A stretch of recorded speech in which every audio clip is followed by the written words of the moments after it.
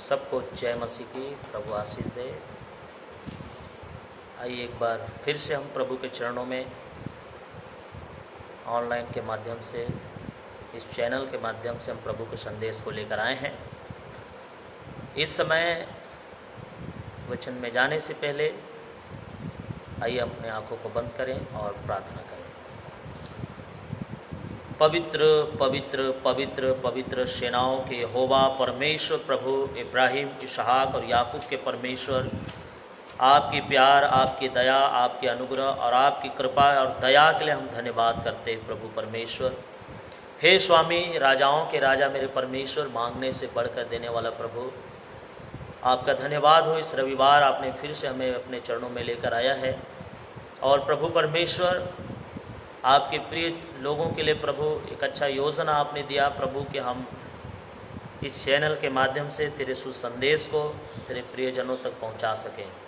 इस समय प्रभु जितने लोग इस वचन को सुनने के लिए तैयार हो रहे प्रभु, उनके हृदय और आत्मा को खोलिए और परमेश्वर पिता उन्हें समझ और बुद्धि और ज्ञान की आत्मा से भरिए पवित्र आत्मा, क्योंकि प्रभु तू ही हमारा रक्षक है, तू ही हमारा सहायक परमेश्वर है पिता। इसी समय अपने पवित्र हाथों को बढ़ाकर आप हमारी दुहाई सुनिए, हमारी प्रार्थना सुनिए, हमारी विनती को सुनिए परमेश्वर, और सबों के हृदय और आत्मा को खोलकर आशीष प्रदान करें प्रभु जी। हर एक को बुद्धि और समझ और ज्ञान की आत्मा से भर दीजिए। एकमात्र उद्धारकर्ता जीवनदाता मसीह यीशु नाज़री के सामर्थ्य और पावन नाम में प्रार्थना मांगता हूँ, आमीन आमीन। हालेलुया, प्रभु की महिमा हो। प्रभु ने हमें सुंदर अवसर दिया और एक बार फिर से मैं प्रभु के दास पास्टर शीतल कुमार आपके बीच में प्रभु के संदेश को लेकर आया हूँ और आशा करता हूँ, विश्वास भी करता हूँ कि आप सभी विश्वासी लोग अपने अपने घरों में सुरक्षित हैं, सेफ हैं और प्रभु ज़रूर आपको सुरक्षित रखेंगे, क्योंकि आज का जो संदेश ही मैं जो लेकर आया हूँ वो संदेश ही है, केवल परमेश्वर ही हमारा सहायक है। और संदेश में जाने से पहले मैं आपको एक चीज़ और बता देता हूँ। उत्तरवादी पाठ के रूप में आप भजन संहिता अध्याय 45 और वचन 1 से लेकर 17 तक अध्ययन करेंगे। भजन संहिता 45 1 से 17। और इस समय मैं चाहूँगा कि आप लोग अपना बाइबल और नोटबुक, किताब आप अपने हाथों में ले लीजिए और समय जल्दी से हम प्रभु के संदेश में जाएंगे। आज का विषय होगा, केवल परमेश्वर ही हमारा सहायक है। परमेश्वर ही हमारा सहायक है। सच में मेरे प्रियो, केवल परमेश्वर ही हमारा सहायक है। जैसा कि बाइबल कहती है, भजन संहिता की किताब और उसके 91 अध्याय के 15वें वचन में जब आप निकालते हैं, भजन संहिता 91 अध्याय के 15वें वचन में प्रभु ने कहा, जब वह मुझको पुकारे तब मैं उसकी सुनूंगा, संकट में मैं उसके संग रहूंगा, मैं उसको बचाकर उसकी महिमा बढ़ाऊंगा। लिखा है, प्रभु ने कहा जब मुझको पुकारे तब मैं उसकी सुनूंगा। अभी समय है हमें परमेश्वर को पुकारने का अपने घरों में, और लिखा है संकट में मैं उसके संग रहूंगा। और प्रभु परमेश्वर यहाँ पर कहता है कि जब जब संकट आएगी मैं तेरे संग रहूँगा। जैसा कि अभी हमारे देश में, पूरे विश्व भर में एक महामारी फैली हुई है, कोविड-19 कोरोना वायरस, और इस वायरस में कई विश्वासियों का विश्वास और आशा टूटते जा रहा है कि हमारा प्रभु हमें नहीं बचा पा रहे हैं। लेकिन मेरे प्रियो, परमेश्वर का वचन आप ध्यान से सुनिए और समझिए। परमेश्वर आपसे बातें करता है। परमेश्वर कहता है कि मैं संकट में उसके संग रहूँगा। आमीन। परमेश्वर हमारे साथ है, वो संकट के समय भी हमारे साथ है और मैं उसको बचाकर उसकी महिमा बढ़ाऊँगा। और प्रभु ने कहा कि मैं तुझे बचाऊँगा और तेरी महिमा को भी बढ़ाऊँगा। हमारा परमेश्वर हमारी महिमा भी बढ़ाएगा, हमको जीवन देगा, हमको आशीष देगा, क्योंकि प्रभु हमारे साथ है। केवल परमेश्वर ही हमारा सहायक है और कोई समय हमारा सहायक नहीं है। इसलिए परमेश्वर ही हमारा सहायक है। वही हमको सुरक्षा देगा, वही हमको सहारा देगा, वही हमको हिम्मत देगा। इसलिए हमें उस पर आशा रखना है, इसलिए हमको उस पर भरोसा रखना है। पूरे विश्वास के साथ अपने विश्वास को टूटने नहीं देना है। पूरे विश्वास के साथ उसको और निहारना है, ताकना है। जैसे भी हो, हम अपने घरों में हैं, लेकिन परमेश्वर के नाम की महिमा करना है। उसकी दुहाई देना है, उसकी प्रार्थना नहीं भूलना है। मैं जानता हूँ बहुत सारे लोगों के मन में ये प्रश्न उठ रही होगी कि परमेश्वर आखिर क्यों ऐसा अपने लोगों के बीच में महामारी भेजकर समस्या में डाल रहे हैं। लेकिन जहाँ तक मैं बाइबल में देखता हूँ और बाइबल जब हम पढ़ते हैं तो वहाँ पर देखते हैं जब जब परमेश्वर के दृष्टि में बुराई बढ़ती गई, जब जब परमेश्वर ने देखा कि मनुष्यों ने अपने पापों से मन फिराना नहीं फिराया, तो परमेश्वर ने उन पर विपत्ति डाली, संकट लाया और उसके बाद उन्हें मन फिराव का अवसर दिया। हो न हो परमेश्वर हमें भी कुछ इसी तरह से, हमको भी इस महामारी के द्वारा कुछ सिखाना चाह रहा है, हमको नम्र बनाना चाह रहा है। जैसे मिस्र देश में मूसा को परमेश्वर ने तैयार किया और मिस्री लोग गुलाम थे और उस गुलामी से बचाने के लिए परमेश्वर ने मूसा को भेजा और उन लोग पूरे 400 साल तक गुलाम थे और इस गुलामी के कारण है और उनको 40 साल लगा दिया। गुलामी का कारण यह है कि उन लोग परमेश्वर के विरुद्ध हो गए थे, परमेश्वर की आज्ञाओं को ना मानकर अपने घमंड में उतर आए थे और परमेश्वर के प्रति विश्वास से दूर हो रहे थे। इसीलिए परमेश्वर उसको गुलाम में रखा और उसको छुड़ा के जब लाया 40 साल लगा दिए, इसलिए क्योंकि परमेश्वर चाहता था कि वो लोग नम्र बने। आज परमेश्वर हमको भी कुछ सिखाने के लिए ये सब महामारी हमारे बीच में लाया है, तो इसलिए हम विश्वास को ना डगमगाएं, अपने विश्वास को कायम रखें, धीरज रखें। बाइबल कहती है अंत तक धीरज धरे रहो तब अनंत जीवन पाओगे। इसलिए हमें अंत तक धीरज धरे रहना है, चाहे कुछ भी हो जाए। फिलहाल हम अपने घरों में हैं तो हम यही आशा करें कि परमेश्वर ही हमारा सहायता करेगा, जैसा कि वचन हमसे कहता है कि वो हमारा सहायक परमेश्वर है। अब आप एक और अध्याय निकाल लीजिए, भजन संहिता 121 अध्याय में, और उनका हम पढ़ेंगे 2 वचन को और 7 और 8 वचन को। जब हम पढ़ेंगे तो वहाँ पर भी भजनकार दाऊद कुछ इस प्रकार से कहता है। भजन 121 अध्याय का 2 वचन को, मुझे सहायता यहोवा की ओर से मिलती है जो आकाश और पृथ्वी का करता है। यहाँ पर लिखा है मुझे सहायता यहोवा की ओर से मिलती है, जो आकाश और पृथ्वी का बनाने वाला परमेश्वर है। सच में वही हमको सहायता देता है, वही हमको सहारा देगा। आज भी वो हमको सहारा देने के लिए तैयार है, बस हमें उसकी ओर निहारना है। बाइबल कहती है जितनों ने उसको दृष्टि की है उन्होंने ज्योति पाई है, उनका मुंह कभी काला ना होने पाया, वो लज्जित ना होगा। तो हम सब उसकी ओर निहारें, क्योंकि परमेश्वर हमको कभी लज्जित होने नहीं देगा। इसलिए मेरे प्रियो, आप परमेश्वर की ओर निहारिए, परमेश्वर की ओर देखिए, परमेश्वर की ओर ताकिए। इसी का हम 7 और 8 को भी पढ़ेंगे। देखिए 7 और 8 को, यहोवा सारी विपत्ति से तेरी रक्षा करेगा, वह तेरे प्राण की रक्षा करेगा। यहोवा तेरे आने जाने में तेरी रक्षा अब से लेकर सदा तक करता रहेगा। बोलो आमीन। सच में परमेश्वर का वचन यहाँ पर कहता है कि वो तेरा रक्षक है, तेरी दाहिनी ओर तेरी आड़ है और सारी विपत्ति से तेरी रक्षा करेगा, तेरे प्राण की भी रक्षा करेगा।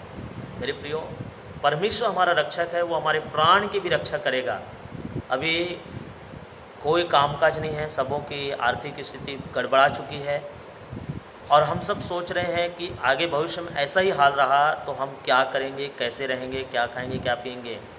पर परमेश्वर का वचन हमें सिखाता है, एलिया का परमेश्वर आज भी हमारे साथ है। परमेश्वर जरूर कोई ना कोई कौवा हमारे लिए भेजेगा और हमारी रोटी का व्यवस्था करेगा। सच में हमारा परमेश्वर ऐसा महान परमेश्वर है जो एलिया का परमेश्वर, मेरा परमेश्वर, सारे संसार का परमेश्वर है। इसलिए वो जरूर अपने कौवों को भेजकर हमें रोटी व्यवस्था करेंगे। इसलिए चिंता ना करें, पर भरोसा करें। प्रभु कहता है वो तेरे प्राण की भी रक्षा करेगा। और आगे 9-8 वचन में कहता है तेरे आने जाने में तेरी रक्षा अब से लेकर सदा तक करता रहेगा। सच में हमारे आने जाने में अब से लेकर सदा तक वो हमारी रक्षा करेगा। इसलिए मेरे प्रियो, हम उस सहायक परमेश्वर के अधीन हो जाएं, जैसा कि भजन 91:1 में कहता है। आप देखिए भजन 91:1 क्या कहता है, जो परम प्रधान के छाए हुए स्थान में बैठा रहे वो सर्वशक्तिमान की छाया में ठिकाना पाएगा। तो आपको परमेश्वर के उस छाए हुए स्थान में बैठना है। परमेश्वर के छाए हुए स्थान में बैठे जो सर्वशक्तिमान की छाया में हम ठिकाना पाएंगे। इसलिए अपने परमेश्वर के चरणों में आएँ, परमेश्वर के निकट आएँ, ताकि परमेश्वर हमारी सुधि ले, ताकि परमेश्वर हमारी सुने। इसलिए परमेश्वर का वचन हमें सिखाता है कि हम धीरज धरें, विश्वास रखें, क्योंकि यहोवा हमारा सहायक है। जब हम दाऊद के विषय में देखते हैं तो दाऊद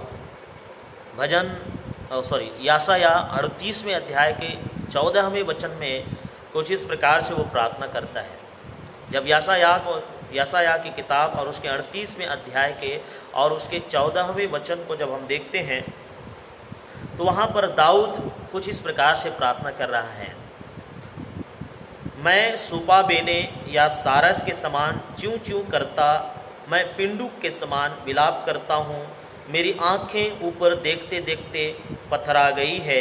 हे यहोवा, मुझ पर अंधेरा हो रहा है, तू मेरा सहारा हो। दाऊद यहाँ पर प्रार्थना कर रहा है कि हे परमेश्वर, मेरी जो आँखें जो है देखते देखते पथरा गई है, मतलब कब ये परमेश्वर का द्वार खुलेगा। अभी हमारे भी आंखें ऐसी हो गई हैं, इंतज़ार करते करते हम लोग बोर हो गए हैं, अपने अपने घरों में बहुत ही विलाप कर रहे हैं, दुखी हो रहे हैं। यहाँ पर दाऊद का हाल भी कुछ इस प्रकार से है। यहाँ पर ये भी कहता है, मैं सुबह बने और सारस के पद समान चूँ चूँ कर रहा हूँ, बच्चों के समान च्यूँ च्यूँ कर रहा हूँ, और पिंडू के समान विलाप करता हूँ, और जो पक्षियाँ हैं उनके समान मैं रो रहा हूँ, विलाप कर रहा हूँ बोलता है। लेकिन अंत में कहता है, तू मेरा सहारा हो। हे यहोवा, मुझ पर जो अंधेर हो रहा है, तू मेरा सहारा हो। यहाँ दाऊद अपने आप को सहारा मांगता है, अपने आप को हिम्मत देता है कि मेरा सहारा यहोवा है। सच में प्रियो, आज हमारा भी सहारा यहोवा परमेश्वर ही है। वही हमारा सहायक परमेश्वर है, वही हमको जीवन देने वाला परमेश्वर। इसलिए हम दाऊद की तरह अपने आप को, यहोवा को अपना सहारा मान लें। जब हम बाइबल में देखते हैं तो बाइबल के विद्वान बताते हैं कि दाऊद ने भजन संहिता और उसके 55वें अध्याय को तब लिखा जब उसको अपने पुत्र अबशालोम के विद्रोह के कारण यरूशलेम छोड़कर भागना पड़ा। और जब हम भजन संहिता 55वें अध्याय के 3 वचन से 8वें वचन तक हम देखते हैं तो दाऊद अपनी समस्याओं का कारण बताता है। जैसे आप निकाल लीजिए भजन संहिता 55वें अध्याय के 3 से 8, हाँ, भजन संहिता 55 का 3 से 8, थोड़ा जल्दी से।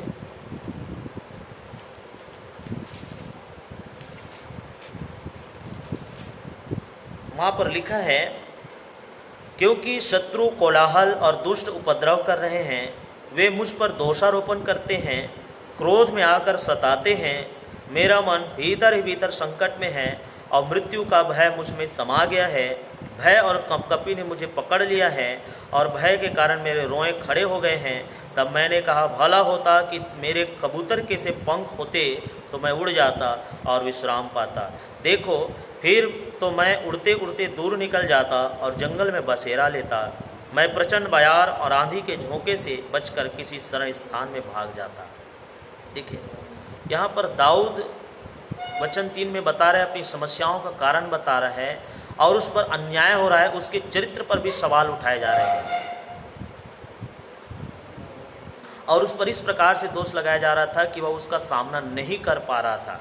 और ये समस्याएं जो इतने अधिक हो गए थे कि वह इनमें डूबा जा रहा था और उसका हृदय एक भारी बोझ से दब गया था।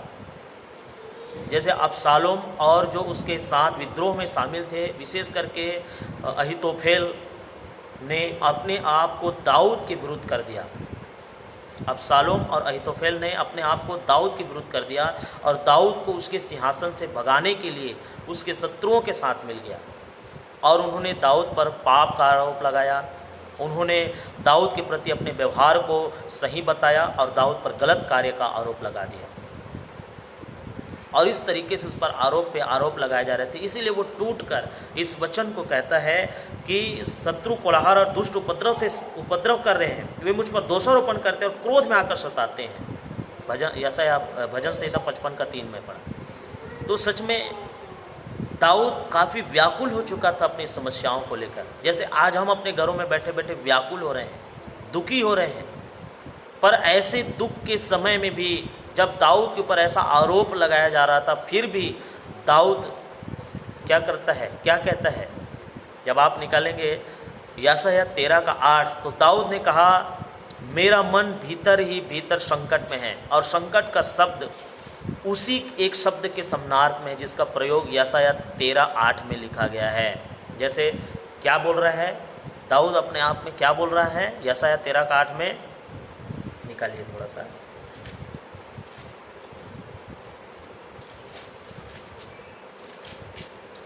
वहाँ पर बोल रहा है और वे घबरा जाएंगे, उनको पीड़ा और शोक होगा, उसको जच्चा की सी पीड़ाएँ उठेंगी।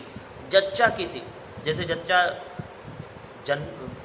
जन्मने के समय जो होती है, जच्चा की सी पीड़ाएँ उठेगी। वे चकित होकर एक दूसरे को ताकते और उनके मुंह जल जाएंगे। लिखा है यहाँ पर यशायाह 13:8 में विशेष करके कहा गया है कि जो जच्चा की सी पीड़ाएँ उठेगी, ये जो है यह दाऊद के मन में ऐसी पीड़ाएँ उठ रही है, ऐसे भयानक पीड़ाएँ उठ रही हैं इन दिनों, जब उनके खुद का पुत्र विद्रोह में आ गया, उसके विरुद्ध हो गया, उसका पुत्र, अपने खुद का पुत्र ही विद्रोह में आ गया, और उसके करीबी मित्र अहीतोफेल का उसके शत्रुओं के साथ मिल जाना, और इस पूरी परिस्थिति की अनिश्चितता के कारण दाऊद का जो हृदय है भीतर ही भीतर संकट में था, एकदम काफ़ी व्याकुलता में था।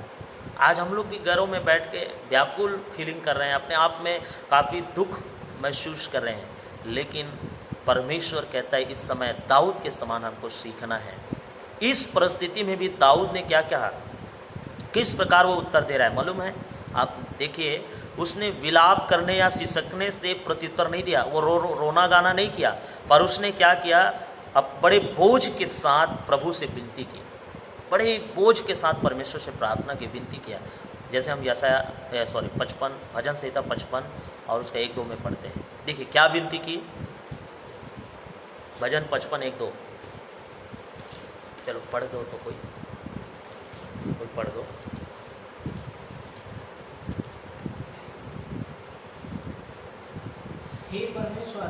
हे परमेश्वर, मेरी प्रार्थना की ओर कान लगा, मेरी प्रार्थना की ओर कान लगा, और मेरी गिड़गिड़ाहट से मुंह न मोड़, और मेरी गिड़गिड़ाहट से मुंह ना मोड़, मेरी ओर ध्यान देकर मुझे उत्तर दे, मेरी ओर ध्यान देकर मुझे उत्तर दे, विपत्तियों के कारण मैं व्याकुल विपत्तियों के कारण मैं व्याकुल होता हूँ। हो रहा हूँ। देखिए यहाँ पर दाऊद इस परिस्थिति में भी दाऊद ने कोई ऐसा उत्तर नहीं दिया जिसमें रोना पड़े, सिसकना पड़े, ये ऐसा काम नहीं किया, पर उसने क्या कहा, बड़े बोझ के साथ प्रभु से विनती की और कहा, हे परमेश्वर, मेरी प्रार्थना की ओर कान लगा और मेरी गिड़गिड़ाहट से मुंह ना मोड़। उसने कहा, अपने आप को मुझसे दूर ना कर प्रभु, मुझसे ना छीप कि मैं तेरे निकट ना आ सकूं। यहाँ पर दाऊद प्रार्थना कर रहा है, बोल रहा है कि हे परमेश्वर, तू मुझसे दूर मत हट प्रभु, तू मुझसे अपने आप को मत छिपा। वो रो नहीं रहा है, वो प्रार्थना कर रहा है। मेरे प्रियो, आज हमें भी परमेश्वर से यही प्रार्थना करना है, कहना है कि प्रभु आप मुझसे दूर ना हट, मेरे नज़दीक, मेरे करीब आके मैं तेरे करीब आ सकूं। मुझसे दूर मत हट प्रभु, मुझे सहारा दे, मुझे हिम्मत दे प्रभु कि मैं और तेरे करीब आगे बढ़ सकूं। इसलिए मेरे प्रियो, इस समय है कि हम परमेश्वर से सहायता मांगे, परमेश्वर से नया सामर्थ मांगे, परमेश्वर से नया बल मांगे, जिससे परमेश्वर की आशीषें हमारे जीवन में हो और हम एक नए ताकत के साथ इन दिनों अपने घरों में बैठकर इस महामारी से लड़ सकें। और मैं विश्वास करता हूँ सच में परमेश्वर हमें सहारा देगा और इस महामारी को बहुत जल्द ही ख़त्म करेगा। बोलो आमीन। सच में परमेश्वर ऐसा काम करने जा रहा है, बस हमें उसकी ओर सहारा करना है, उसकी ओर निहारना है, उसके करीब और आना है।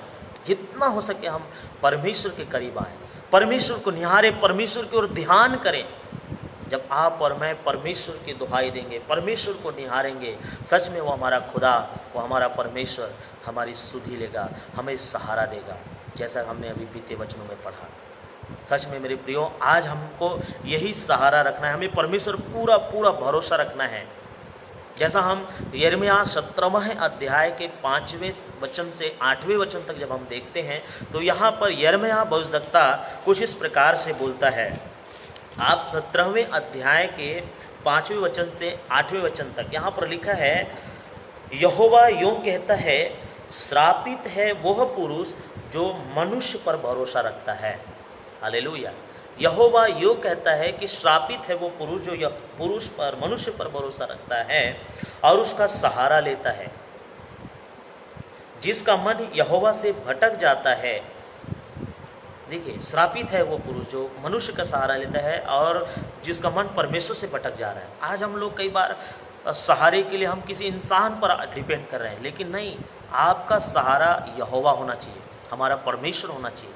जब आप परमेश्वर पर डिपेंड होंगे, परमेश्वर पर आश्रित होंगे, सच में वो परमेश्वर आपके साथ खड़ा होगा, वो आपको सहारा देगा, आपको रक्षा करेगा, आपकी सहायता करेगा। इसलिए आप परमेश्वर की ओर दुहाई दीजिए। लिखा है आगे वचन कहता है वो निर्जल देश के अधमरे पेड़ के समान होगा। जो मनुष्य पर भरोसा करेगा वो निर्जल देश के अधमरे पेड़ के समान होगा और कभी भलाई न दिखेगा। और आगे लिखा है वो निर्जल और निर्जन तथा लोन छाई भूमि पर बसेगा। और वो निर्जन लोन छाई भूमि पर बसेगा, उसका भला नहीं होगा। लिखा है जो मनुष्य पर भरोसा रखेगा। और आगे वचन बताता है पर धन्य वह पुरुष होगा जो यहोवा पर भरोसा रखता है। धन्य वो पुरुष होगा जो यहोवा पर भरोसा रखता है। आगे और लिखा है जिसने परमेश्वर को अपना आधार माना हो। आमीन। इसलिए मेरे प्रियो, आप और मैं परमेश्वर पर भरोसा रखें और परमेश्वर को अपना आधार माने, क्योंकि परमेश्वर ही है जो हमको हरा भरा कर सकता है, हमको अच्छा रख सकता है। आगे वचन कहता है 8 वचन, जो परमेश्वर पर भरोसा रखेगा वह उस वृक्ष के समान होगा जो नदी के किनारे लगा हो और उसकी जड़ जल के पास फैली हो। जब धूप होगी तब उसको ना लगेगी, उसके पत्ते हरे रहेंगे और सूखे वर्ष में भी उनके विषय में कुछ चिंता ना होगी, क्योंकि तब वो फलता रहेगा। आमीन। तो देखिए, जब हम परमेश्वर पर पूरा भरोसा रखेंगे, पूरा विश्वास रखेंगे, तो हम उस नदी के किनारे लगा हुआ पेड़ के समान हो जाएंगे, जिसके पत्ते मुरझाते नहीं, जो हमेशा हरा भरा रहता है, जो सुरक्षित रहता है। आप और मैं भी इसी तरह सुरक्षित और हरे भरे रह सकते हैं मेरे प्रियो, जब हम उस परमेश्वर के ऊपर पूरे विश्वास के साथ, आशा के साथ, भरोसा के साथ उसको निहारेंगे। जब आप और मैं ऐसा कदम उठाएंगे मेरे प्रियो, तो सच में परमेश्वर हमारे विपत्ति में, हमारे संकट में हमको सहारा देगा, हमको जरूर खड़ा करेगा।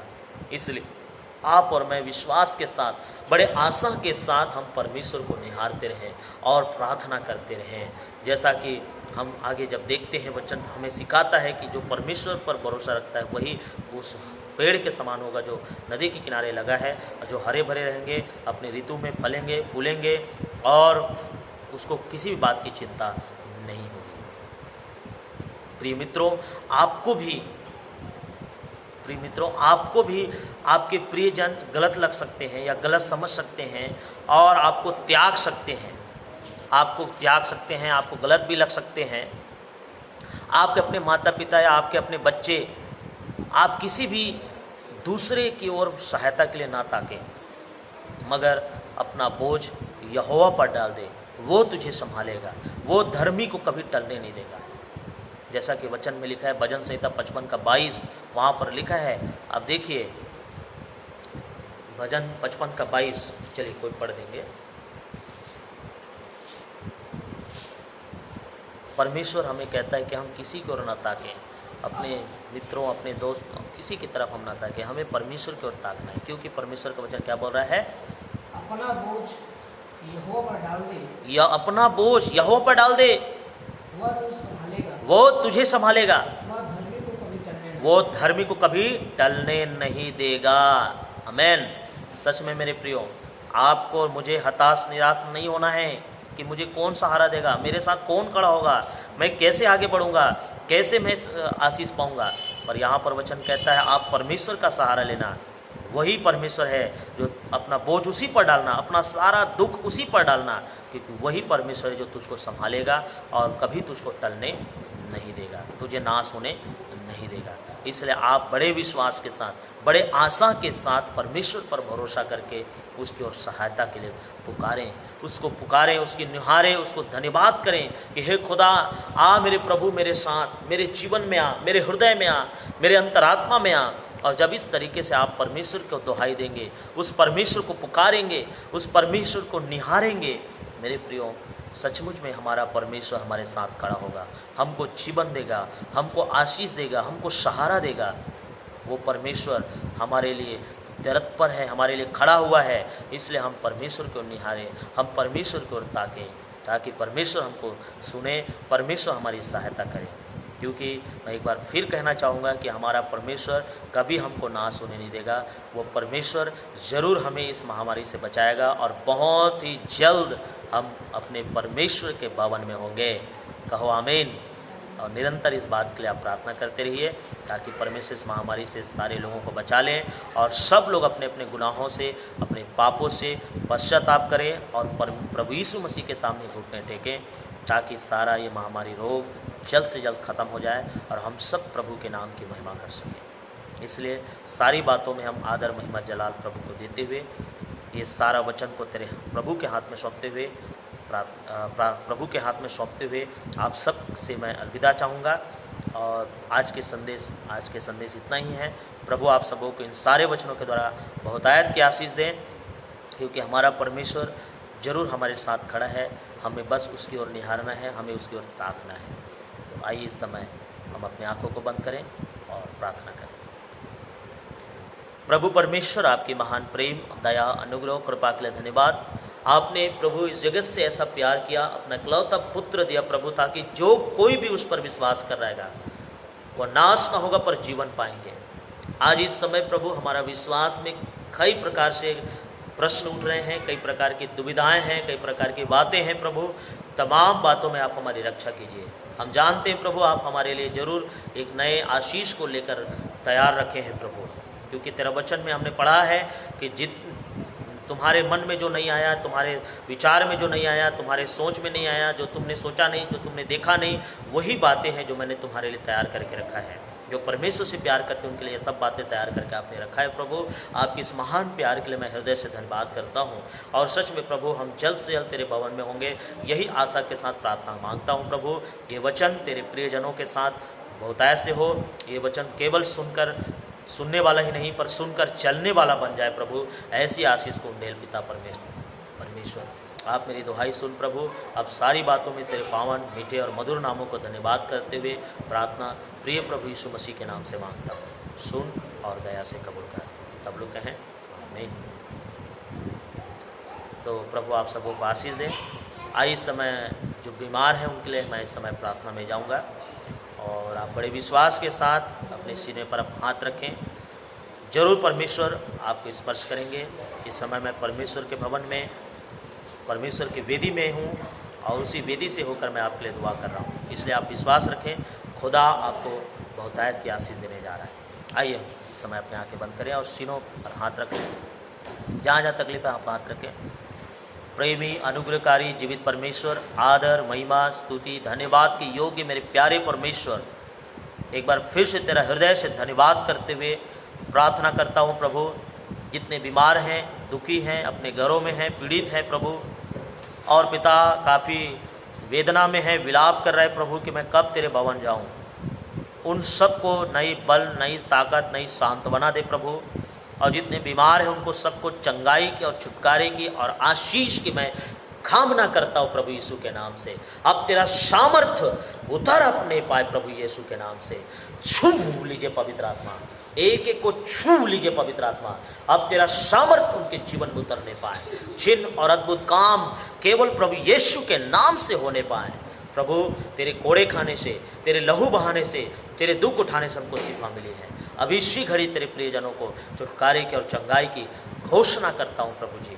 अब तेरा सामर्थ्य तेरे लोगों पर उतरने पाए।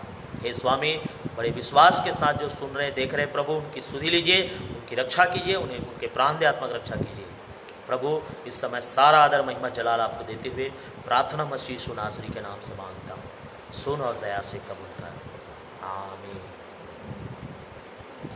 इस समय परमेश्वर पिता का प्रेम, प्रभु यीशु मसीह का अनुग्रह, पवित्र आत्मा की शांति और सहभागिता, प्रिय प्रभु यीशु मसीह के द्वितीय आगमन तक हम सबों के जीवन में, पूरे भूमंडल में पाए जाने वाले सारी कलीसिया के ऊपर और सारे विश्वासियों के ऊपर अब से लेकर सदा तक होती रहे, आमीन आमीन।